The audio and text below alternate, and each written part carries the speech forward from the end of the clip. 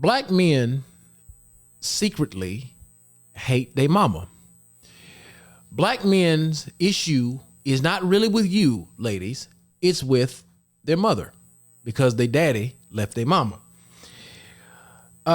If you're not already triggered and you're sticking around, Crystalline Karazin, also known as the Pink Pill, wrote a letter in response to the single mother crisis and the absent father crisis within our community. And this is probably the most scathing letter that I think has ever been written, but it is the most truthful thing I think I've ever read. This letter, sister, is from someone who is sitting, not so quietly observing, and taking notes as I look upon angry black men all over the internet, making videos and blog posts about how ugly you are, how unworthy you are of love, how disgusting you look in your hairstyles and clothes, how no man in his right mind could stand to tolerate you more than one night, and it better be in the dark, with a bag over your head. These men are the babies you birthed, the boys you loved and spoiled, the young men you wrangled with, who grew up with you at the helm of the household, mostly without their fathers, and they hate you for it. The chickens have come home to roost as the wave of I can be both mother and father to my son has reached its peak. It's the results we'll continue to see as 80% of black women all across all social and economic strata are having their first children unmarried and unprotected. They hate you because you are there. They hate you because you're the one who stayed and struggled, no doubt made some mistakes. Hey, we all do. And found yourselves impotent and incompetent in all things man-related, an essential and necessary factor for boys to grow into men, that is. The husband you married when he was 15 years old was probably too late to truly make a difference. And even if he did, your son will always have a hole in his heart for the father who never was. But because you were there and shielded your son from death and starvation, gave your son comfort and kisses, he can't show his anger towards you. You will always be highly esteemed. He'll praise and sing odes of mama and beat anyone to a pulp if they dare say anything against you. So what does your son do with all that anger? He takes it out on every single woman that looks like you. Your son wants to call you fat and ugly and unwanted.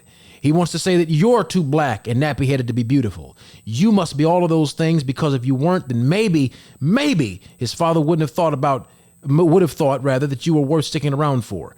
He wants to say, mama, you ain't worth but he can't. And so he says it to us. Now that the man boy you have raised has the body of an adult, he has no idea what he wants. He wants to be the man he never saw growing up, and he might as well be 8 years old trying on his grandfather's old suit. He is not equipped. He expresses his manhood in the basest and most primal way, out of instinct and desire for dominance. He will have Herculean expectations of you as a partner. You must work full time, come home, clean, and cook, and fuck him like a porn star, obviously,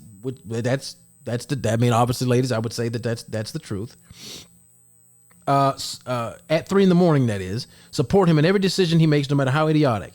Tolerate gross disrespect. To be a man is to pump and dump the worthless, unlovable, and ugly black women he despises. And if he leaves a few babies in his wake, so what? He'll make claims that he'll be around for the child, but that ain't getting his money.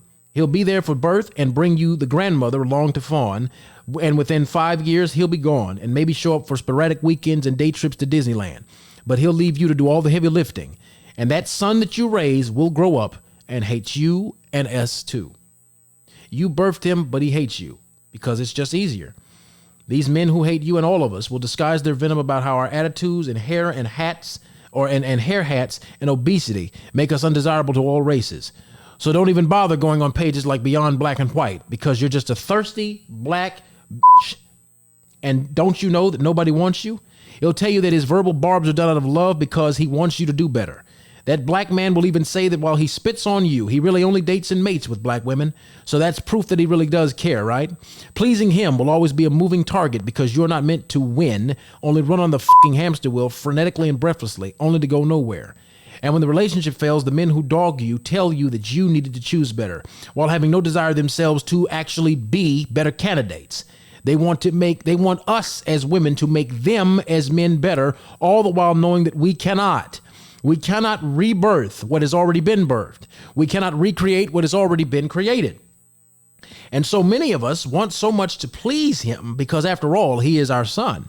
The baby we birthed, the boy we comforted and kissed, the young man we wrangled with, we don't want to believe that we raised a monster. But we did. Clearly the damage is done. But what can we do? We cannot undo several generations of black men who despise us, but we can guard our wombs against yet another legion of black woman-hating monsters. And yes, sisters, we do have, have the power. Stop birthing these haters of black women, these fire-breathing soul killers. Demand more and yes, choose better. But do not choose from the less rotten of a bushel full of rotten apples and hope it won't make you sick. Demand to see all the fruit, the apples, the oranges, the plums, the strawberries, watermelons, and amongst them pick the ripest, the freshest, and the sweetest. That was a lot to take in, wasn't it? That was written by Crystalline Carrison in The Pink Pill 11 years ago. In a couple days, it'll be 11 years. At that time, she was already seeing the same bullshit that we're experiencing today. I'm here to tell you, ladies and gentlemen, if you got to this part, if you got through that letter and you ain't pissed off, you ought to be. We are seeing the same we are seeing the same problem amongst men. Men now are talking about the kind of women we can't take on dates. Women are talking about the kind of places that you have to take them on dates. We are so far behind, it makes no fucking sense. Because the root cause is that black men secretly hate their mothers. Because they want to blame their mothers for their fathers leaving rather than blaming their daddies for leaving to go get milk and never coming back. This is the problem within the black community, and if we don't fix this, we're fucked.